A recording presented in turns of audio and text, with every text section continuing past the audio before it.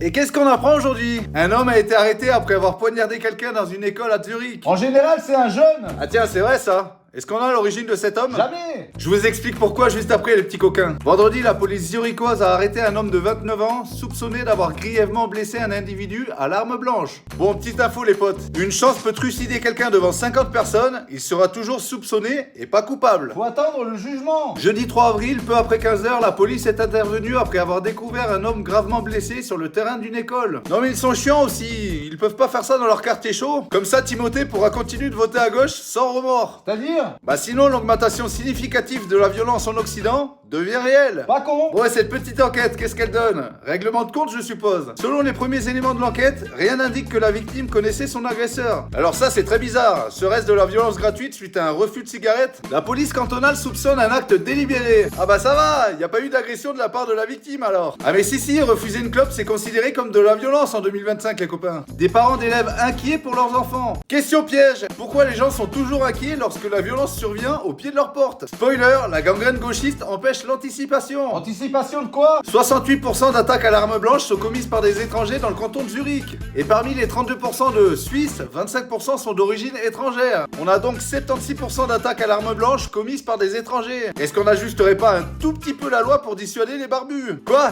Ajuster la loi, c'est raciste?